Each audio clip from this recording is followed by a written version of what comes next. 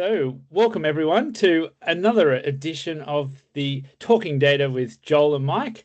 Now, we have two special guests today, which I'll introduce shortly. But we actually don't have Mike here today. He's off gallivanting off to the US today, actually. So trying to do more data-led things over there. But today is a special episode because we're really going broad and wide, and we're going beyond ROI, essentially delving into the realms of responsible, purpose-led fundraising that will last. And so we have two very special guests, and I'd like to introduce Maz Ahadiwand, who and I think I may have mispronounced your surname there. Sorry, Maz. Ahadiwand, close enough. Maz comes from her new consultancy agency called The Full Dot, and is developing this responsible fundraising model that we'll delve into today. And we also have a repeat guest, Nigel Harris, who some of you would have heard from previous editions, who's former CEO of Martyr Foundation and now runs his own consultancy practices of advising to executive and board teams across the sector. So I think to open up this topic today, the best part is, I think, to really delve into the background behind this, because the three of us have had some really interesting conversations recently on where the sector is perhaps missing and perhaps where we really need to think it needs to go. So fascinating discussions, and that's why I wanted to bring it to this podcast. So I'll start with Maz. Do you want to just really share your backstory, particularly obviously your background in fundraising and your journey, probably over the last 10, 15 years that led you to here?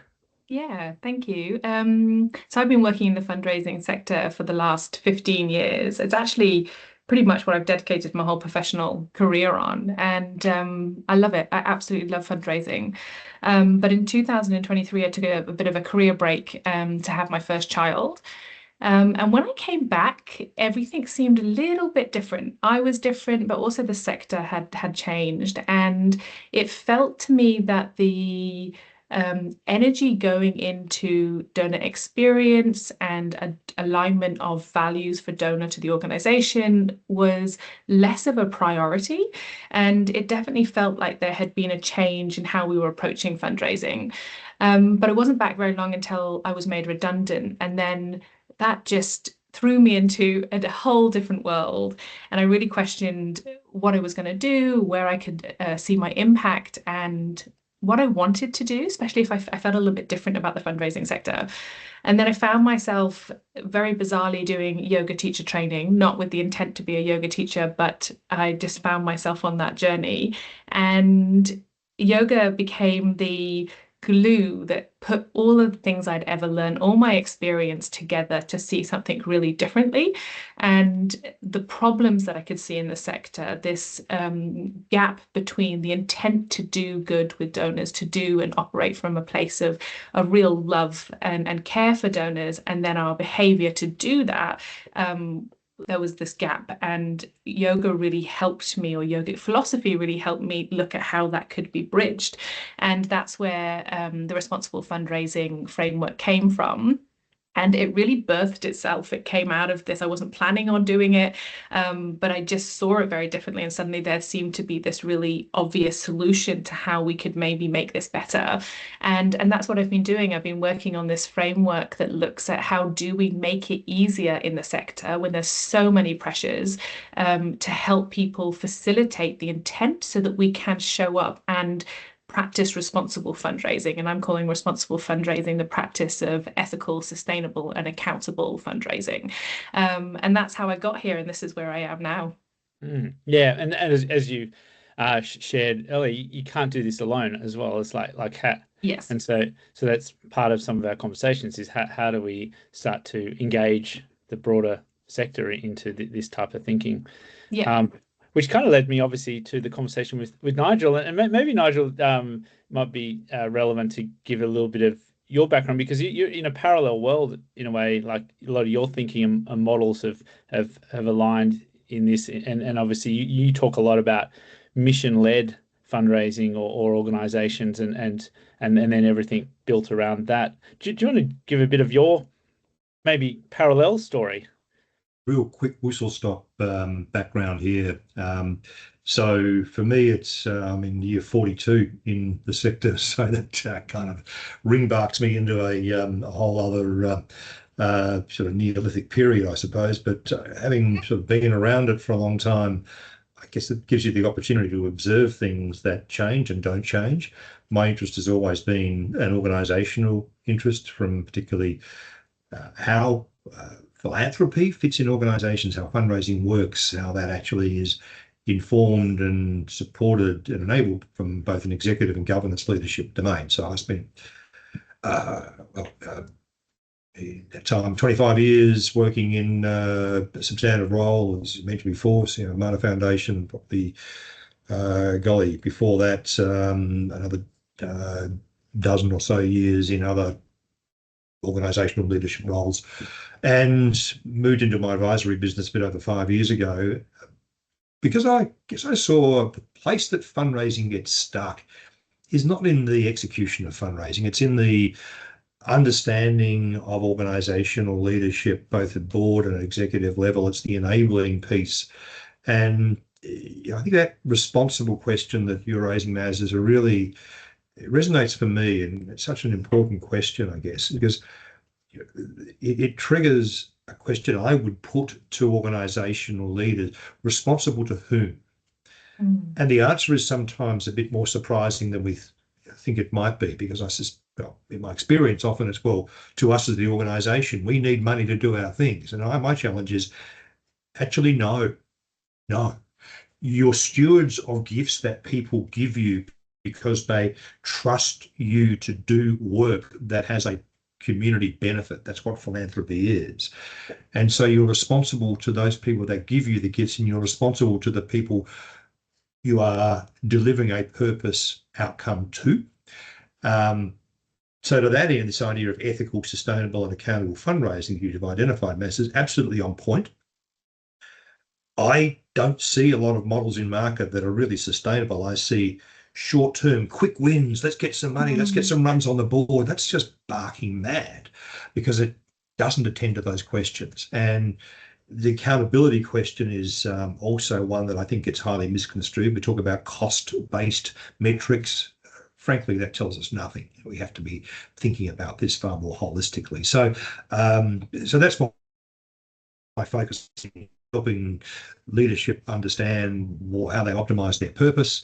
It's why, from the first conversations the three of us have had, that focus that you're identifying, Maz, really makes a lot of sense to me, and it's terrific to hear you identify that pathway through your own lens as well. So maybe to bring this a bit to life then, and start with the donor then. So Maz, if a donor asks you that question with the framework, why should I give to you? How would you answer that under the responsible fundraising framework? If I was the organisation? Yeah. Look, just before I go to that, I just want to say one more thing. It's a really interesting point, Nigel. You talk about who are responsible, who to who. There's such an interesting, or to whom, such an interesting question. Well, one of the things that the framework also does is look at the staff involved, and I think that there is a level of responsibility or self-accountability to everyone working in fundraising, and for organisations to also have a responsibility to the staff that are working in there, that they're trained, that they're in roles that can allow them to facilitate their values with the work that they're doing. I think there's also that responsibility there that isn't often talked about, I think, in other places. So, Maz, sorry, I'm going to hijack this conversation. Yeah, sorry, but no, you've just opened up a Pandora's box that, for anyone that does know me, kind of knows, well, oh, crikey, settle in, because this is where Nigel really gets boring about this stuff, because I've really built a career around this. Yes, and more yes, Maz, absolutely. And there's so much in the marketplace in terms of how fundraisers feel and are perceived. And this has been something that particularly has been researched the last decade and more, maybe for decades now. And so an organisational weight or burden is a real challenge, but there's also a responsibility I would put back to fundraising practitioners as well, to lift their game in terms of how they are seen. And so there is this duality at play here, but I think that there's an increasing pressure on organisations to truly understand their duty of care in terms of the people that they have in their organisation. I live in Queensland, so I work from Queensland, where psychosocial safety laws have been in place since April of last year. So as a director of an organisation, which I am of several, I am jointly responsible if we do not consider psychosocial hazards in the engagement of our staff, up to fines of up to $1.2 million. Wow. So there are significant financial but broader points of responsibility. So I'm amplifying that point. But yes, we see fundraisers of instruments to generate money, but that's not their job. It's much, much more than that. And how often fundraisers can be in this moral licensing, this where it doesn't quite align with their values, but they understand why they need to do it, or they're not trained, or they're over resourced around what they're trying to do, but we're still trying to do it. I think there's that ickiness. Sometimes there's that sticky ickiness within the sector. Well, absolutely. And I think that, yes, completely so. And if I hear this, and I've spoken about this in the past, but this question of, when organisations use as they should, we can't afford this, you're actually saying we can't afford to serve our purpose. And that means lifting up the people who are part of that service, which is not just service delivery people that enable the service delivery, which is fundraising folk, to be part of that bigger story. And so investment in training and development in people, because in this sector, we only have one factor of production, land, labour, capital, enterprise, that really plays our way, and that's labour, that's people.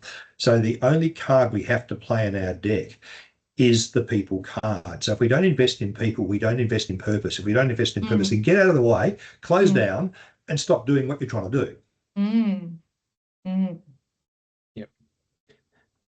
We're getting controversial early, Joel, which is good. You can go further than that if you like. Yeah. I'll just acting as the single donor, just asking, why should I give to you? Yeah, sorry. So maybe we should return to that, Maz. Yeah, I'll come back to that. Yeah. So I mean, there's obviously lots of different reasons that donors give, and we all know this. There's lots of research done on this. But if I'm thinking about this question from like a sustainable long-term relationship, why do donors want to connect? I think it is the alignment of values. And I think with fundraising, we have this, and I know I've said this before, but this privilege. We have a privilege to help people connect to something that's bigger than them, something that makes them, removes the ego and helps them connect to this idea that we are oneness, this connection to an innate goodness that wants to make things better and to be an act of service. That's not the reason all donors give. I obviously understand that, but in general, there is this cohort of people that want to give like that, and we have a responsibility to the others that don't want to give like that to also align whatever their values are to the reason they want to be giving. And I think we that is a privilege, and we need to really craft that in a way and treat that with the respect that it needs, that we are aligning values. We are just the conduit in the middle, really. This is the value, this is the change you want to see in the world, and this is how you feel about it, and here we can put this together and you can be able to make that change. We are the in-between person that does that. So that's what I really think of what the question we should be asking when we're thinking about how we're getting people to give for long-term relationships is, how are we connecting those values? How are we understanding those values? How are we building that relationship on a value-based relationship, and understanding and asking the questions that we need to continue to build that relationship, and giving them back what they need to be able to cultivate that love for what they're doing, and kind of get out of our way a little bit and allow that to happen. Yeah, and I would agree with that, Maz. I think one of the things that I find that gets terribly misunderstood in fundraising, and this again is particularly at leadership level, but it can filter through an organisation, is we focus on dollars, not drivers. And I would advocate we always need to focus on the drivers that actually create those gifts that people give, which aren't always monetary. There are other contributions of value, including time and voice, volunteering and advocacy. Because if we understand what's driving people, all the sorts of themes you just touched on, then we have a better understanding of how we actually serve people. And I've spent a career on research and writing talking about servant leadership. And here I would advocate that in fundraising practice, our duty of service is to those who give, to the institutions we are serving, and to the communities that are being supported, if you will, through the purpose that's being served. So this idea of service is not a mendicant or an idea of being servile. It's actually creating a construct where we are the conduits through which people are able to enact those things which often singularly they can't accomplish themselves. So a single donor will struggle to have significant impact on those things that matter to them. But collectively, with and through institutions and with the aid of a fundraising people, you can. Yeah, and I guess the other end of that spectrum is really that idea that donors are treated like ATMs, and that and really, and particularly in the regular giving world where it can be set and forget a bit, and so that's where obviously the frameworks we're talking about here is really trying to really shift a long way from that. So speaking of frameworks, maybe it'd be good for people to start to hear a little bit of detail about some of the thinking here, and Nigel, jumping to you first. I guess you talked to this sort of like the 4 M's: mission, model, margin, and the market. So, do you want to talk through how the model thinking that you talk to supports this, where people need to be? Yeah, look, I guess the derivative of the 4M model I talk about here is, for decades I've heard organisations, people talk about 3 M's in particular, that is the margin that they have. So whether this is exercised in a cost-based percentage metric, or we spend X amount on administration, or whatever the margin we need to make. Now, it's not unimportant. You can't do anything without a healthy business margin to then put into return, but fixating on that alone is highly, useless, quite frankly. Similarly, people will talk about their business model, the services they provide, or the funding structures, including fundraising, that they generate. Terrific, necessary, but not overly that interesting in most cases. And the other area of that is mission. So again, probably the primary area. We as an organisation do these wonderful things. Aren't we good? We do X, Y, and Z. I'm suggesting that all those things are important. Mission, model, margin, critical. However, if they are not anchored on market, then they are fundamentally redundant. They're swinging in the breeze. There's no point of reference. So you've got to understand why your mission matters. You've got to understand how your business model relates to market, both in service provision and revenue generation. And you've got to understand what that margin really means in the market that you operate in, and why that's important and how it shifts.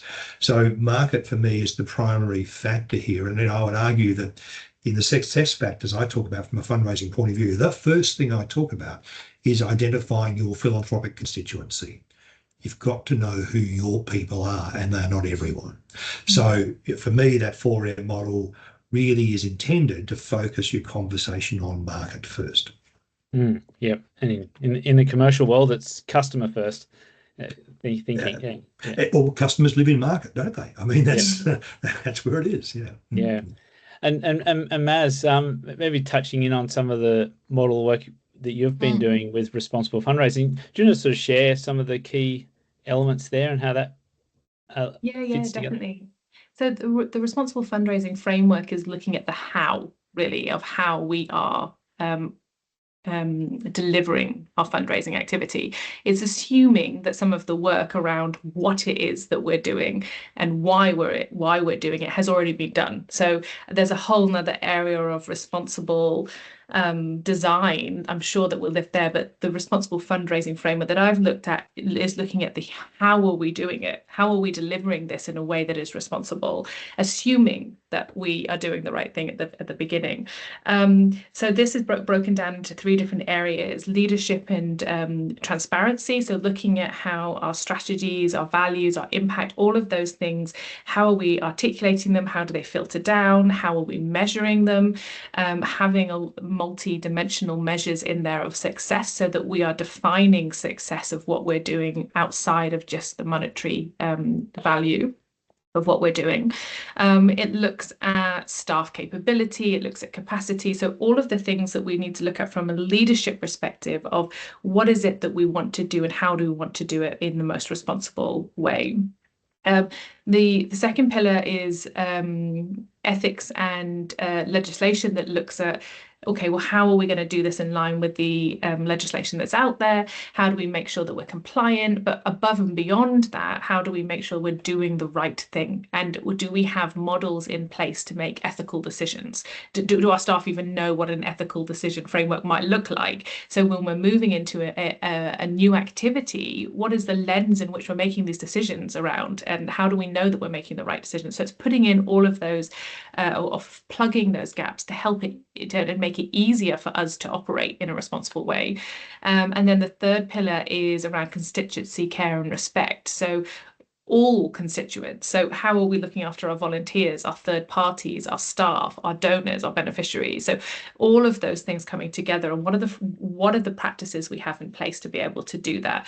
How are we using our data? How are we making ethical segmentation models, or are we relying purely on looking at how much people are giving and over asking, and what kind of practices do we have in place there? But one of the things they all have in common is there's feedback loops to everything to ensure that it's monitored and that we know what the measure of success is, and that we can get that feedback and we can do something with that feedback. Because some of the biggest issues, I think, with so a lot of these practices might already be in place with many organizations, but what might not be in place, or where I often see the broken link, is where there is feedback, there's no way of that coming around to change the strategical direction of how we are operating. It might be that we're in silos, or it might just be there's no desire to want to change with whatever that feedback is, or how to understand it or interpret it. So the framework allows a process so that it can evolve, that we can keep on evolving what responsible fundraising looks like in this ever evolving environment of fundraising.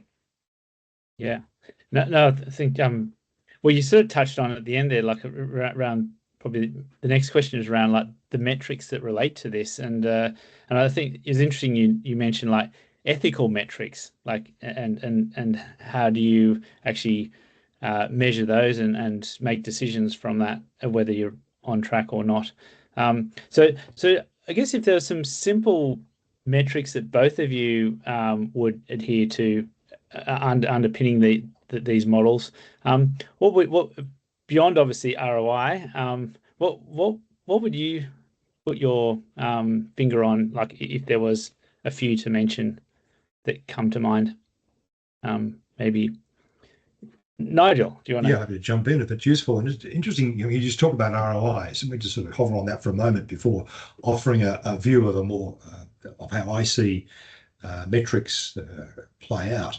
But I think there's an inordinate distraction on simplistic measures, and return on investment is a classic, because so often I see that viewed in a very singular and simplistic fashion. We spend X, return of Y.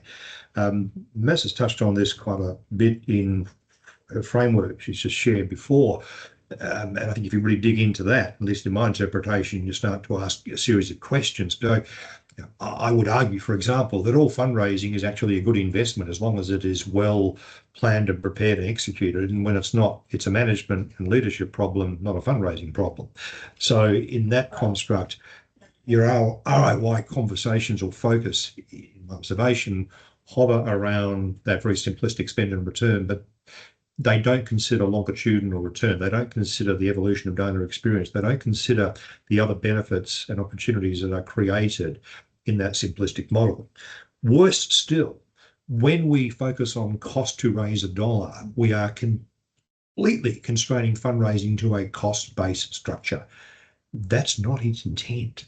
So I would advocate, let's replace cost to raise a dollar with investment to serve purpose. And so we think about the investment that we need to make to create outcomes that we are duty bound, we are chartered to actually facilitate. So thinking about that, I talk about a 4-dimensional measurement model. One of those dimensions is finance, absolutely, but again, longitudinally. So again, if we're just looking at simple 1-year view, or worse still, month by month, quarter by quarter, it actually tells us nothing. It's Swiss cheese. So many holes through it. It's just completely pointless. But there are longer term financial structures you can actually begin to have meaningful understanding of drivers, not dollars. But you've got to measure in fundraising programs. What is the evolution of programs? How do they work with each other? How do they actually come together as a suite or a system of activities rather than singular activities over time? You need to measure relationships, the progression of relationships. That's where the drivers start. So to be able to track that process of people's experience is critical. And the fourth, and I'd argue the most critical denominator in all of this, is time. You need to create time as your fundamental baseline denominator so that you are measuring the progression of human experience over sufficient time for that to be meaningful. And that is not a year, a quarter, or a month. Yeah, sorry. Yeah, no, Maz.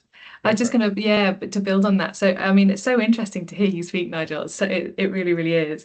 When I was developing the responsible fundraising framework, as I said, it came out of this yogic lens, and it was based on a lot of wonderful things that are also happening in the fundraising sector, and a lot of thought leaders, and a lot of where there's a lot of evidence.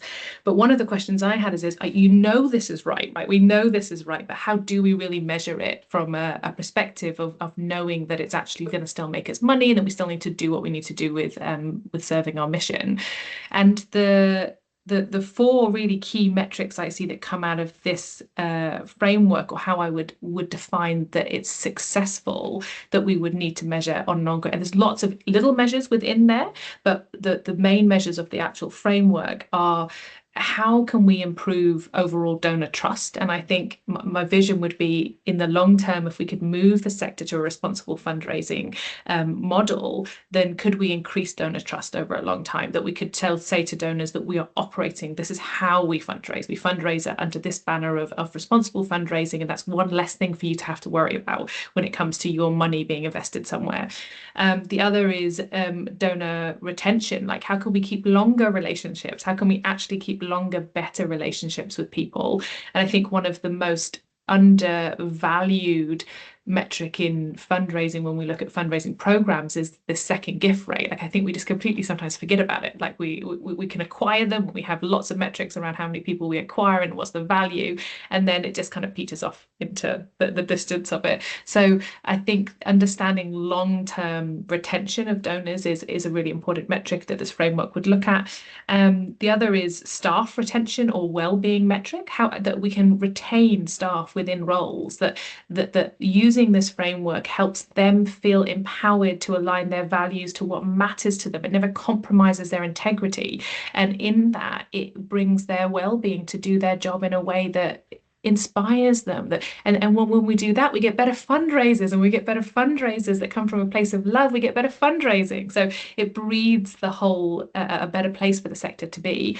And the third being operational efficiency. So the framework wouldn't really have that much use if it didn't actually make things easier and make us operate in a way that was efficient as well. So those 4 metrics together are the key things I'm looking from the framework to be able to shift us forward, and to be able to measure. And they're all, long-term measures. They're not easy things, and they're definitely not, things that we can have a look at overnight to see that they're being a success or a return on the investment into responsible fundraising. Yeah, that's great, Maz. And I think they're all interdependent on each other. Like one thing I've observed over the years is you talked about how teams can, the transient nature in our sector of people not hanging around long. And what we find as a data management business is that they're measuring those metrics consistently fades away, as you said, because they've done the campaign. There's a new team in, and it's like the processes and measures are not there consistently to then look about, well, what happened to that cohort 12 months later or 24 months later. And yeah.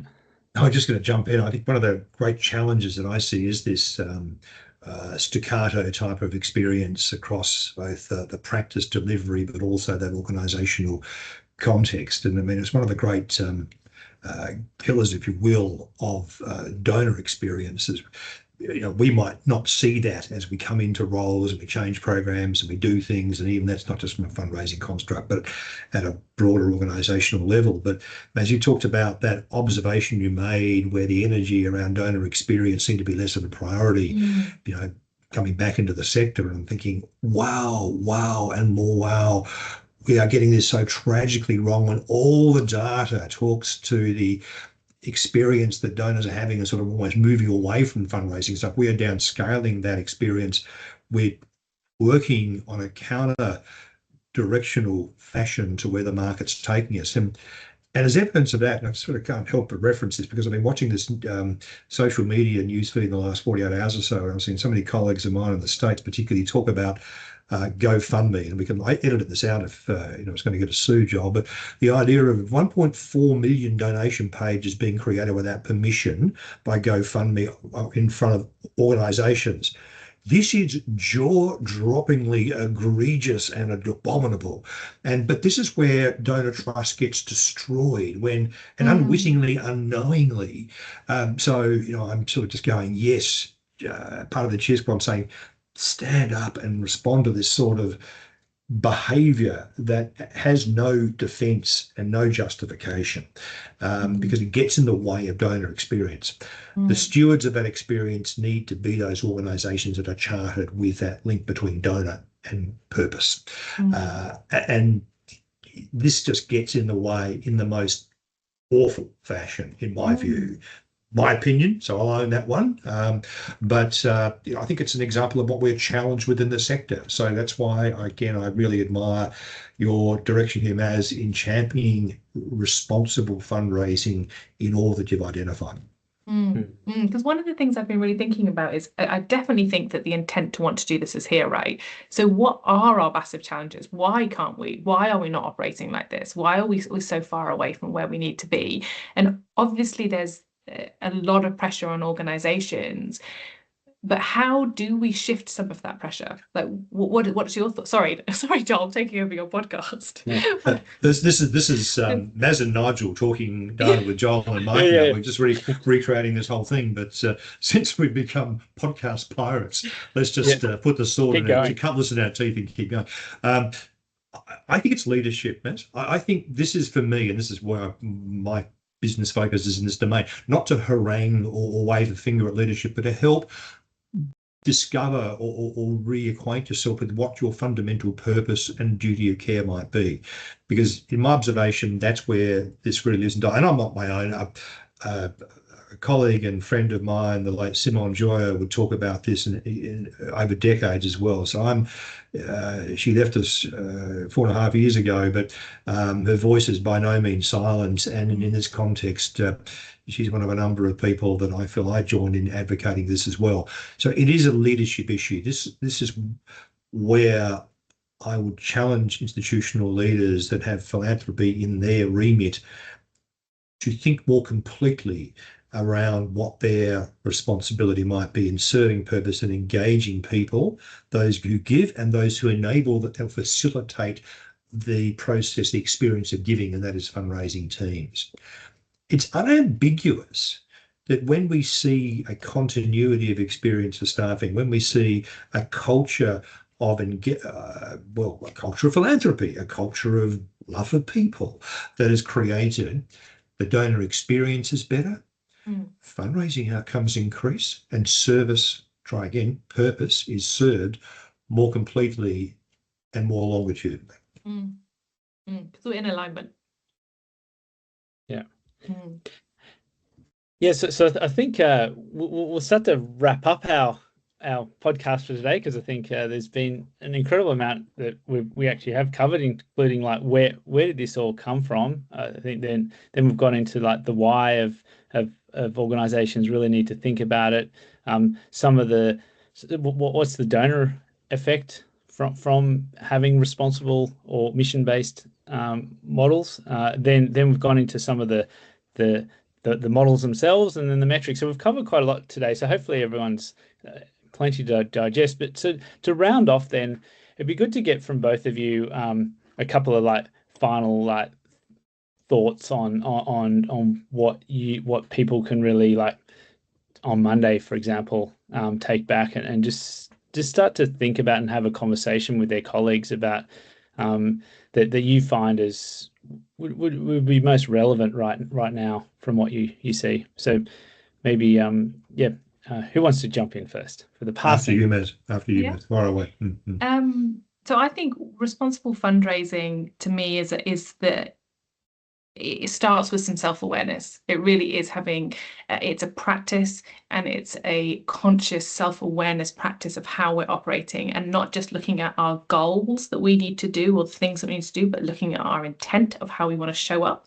And I think if you are, this approach obviously needs to come and have leadership support. It needs to be filtered down. It needs to come into everything, into all of our metrics, into our strategy, and into what an organization is saying is its measure of success. And that needs to be included in how responsible fundraising is, how it can thrive.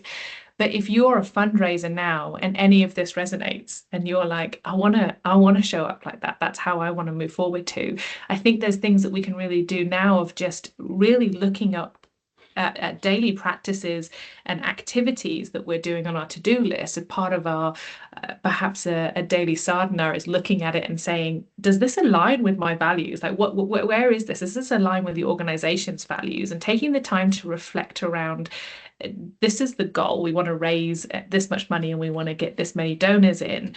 But this is the intent of how we want to show up. And are those matched? And really just taking the time to reflect on your own personal contribution to showing up in a responsible fundraising practice. And I think there is the desire to do that for sure at all levels, but having the time to do that, to strip away some of the noise and the pressure, and making space to reflect on how we are operating. I think that's the first step people can do.